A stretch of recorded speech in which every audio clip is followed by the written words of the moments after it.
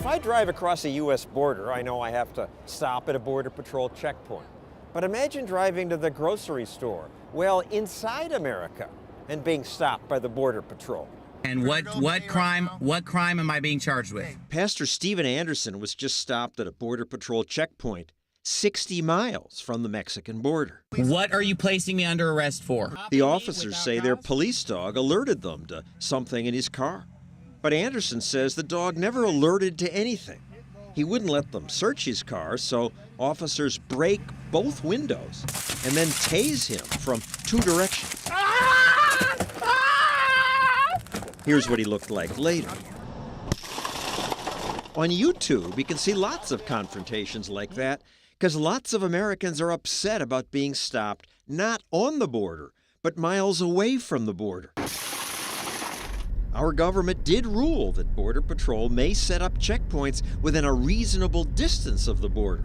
What's reasonable? They set that distance as 100 air miles from any external boundary of the United States. 100 miles. That's where most Americans live. 2/3 of the people live in these spots. It's entire states, all of Florida, more than half of California, all of Maine, all of New Hampshire. Agents tell people that all residents are suspect simply by virtue of living in southern Arizona. Well, America does need to police our border.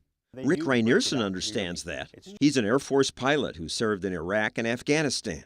Now he's based in Texas, where he found he had to pass through checkpoints all the time. There's no way to leave the border town without going through a checkpoint. The checkpoint he had to pass through most often is 67 miles from the border. I started to feel like I was asking permission to leave that town. I'm just traveling in the United States. I haven't crossed any borders, and I didn't really like that feeling. So he installed cameras in his car. Because I wanted to be able to prove the truth of events. I've asked them if I'm free to go. I've asked them if they're detaining me. They won't answer any questions. Here he's on the phone with a lawyer. They're now standing around without telling me anything. The Supreme Court said that Border Patrol agents at immigration checkpoints can conduct brief stops for the limited purpose of verifying resident status. They could not involve the searches of individuals or the interior of their vehicles. Both of you citizens? Yes, thank you. The person says, yes, I am, and they should be let go. According to the Supreme Court, yes. But that's silly. I mean, the guy would just lie. It may be silly, but you can't just set up a checkpoint to go on a fishing expedition for all manner of criminal wrongdoing. But that's exactly what many border agents do. What's the reason to want to check my trunk? Just, your car is dirty? Can you hold on your back window, please, so I can see? Here, a Border Patrol agent inspects one of our cars.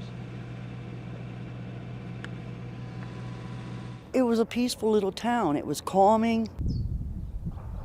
There wasn't no problems. Big government creates problems. As the number of interior checkpoints has grown, more Americans say, this is destroying our town. There's less and less tourists coming here. This woman had to close her business. It's sad.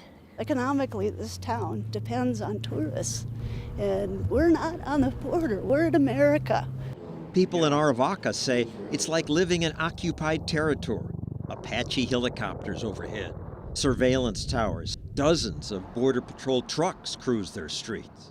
It's one block town, and the border's not even close to here. Imagine living in a small town where, in order to go to work or take your kids to school, every day you had to answer to an armed federal agent at a checkpoint. I don't need reasonable suspicion. That's the law, sir. No, it's not. They might want to ask you about your medical history, where you're coming from. Is that a toolbox or something?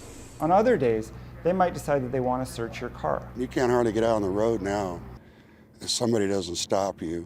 It's like they think everybody out here is a criminal. These are the kinds of experiences that real people are having on a daily basis at these checkpoints. And they really fundamentally fly in the face of what it means to live in a free society where you don't have to answer to federal agents when you're going about your daily business. Leave us alone.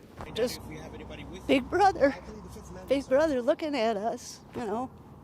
Am I being detained? And so more Americans are pushing back. Why am I being detained, Agent Gilmore? Arizona photographer James Foray refused to answer extra questions. Where are you coming from? Why? Well, why don't you pull up right over there? Why? Why? Why? Because I'm sending you over there. Answer my question. Do you have a gun in the vehicle? They He asked could him have a just series said, of I don't questions. have a weapon. They asked him a series of invasive, intrusive questions that were none of their business and they did not have authority to ask him. He asserted his rights. Which led to this. Open this door, get him out of the vehicle now. Why are you twisting my arm? Because you're not listening to what I'm asking. I am. Put it in I told you park. not to reach for anything. Tase this mother. Handcuff him. He was pulled out of his car at gunpoint, detained in handcuffs for almost an hour while agents tore apart his car. They found no contraband. What question did I not answer? Rick Rainerson says it's wrong that he's asked, "Where are you going?" in his own country. You roll down your window? Is that as far as it'll go? I bet the Border Patrol agents would say, "Come on, Rick, this is hardly a threat to your liberty. Just tell us where you're going." I answered 17 questions. I produced a military ID, a driver's license, and 2 passports. So if it was your job to be a border guard and somebody wouldn't answer questions, wouldn't you want to detain them? Well, you might want to, but unless you have reasonable suspicion for a crime, I'm suspicious because he won't answer questions. lack of cooperation cannot be used as a basis for reasonable suspicion. This is a person who's having to stop in the middle of a road, who's done nothing wrong, and finds himself surrounded by armed government agents with dogs. The Border Patrol would not respond to our questions about this. So Congressman Peter King defended the agency. I think of Border Patrol as Border Patrol. These are inland. If there's reasonable cause to do it, you can do it. I mean, we do have, remember, when people come into this country illegally, they don't stay on the border. They keep going. If people aren't immediately compliant, they'll break a window. People have been tased. I am not aware of any significant abuses at all. I'm on the Homeland Security Committee. If anything, the complaints we get is there's not enough strict enforcement. Isn't there something un-American about 100 miles from the border, American citizens having to prove we're Americans just to drive to work or the grocery store? We live in a very upsetting world. You always have to balance the equities. Americans have the right to be free in their own country, to drive within their own country.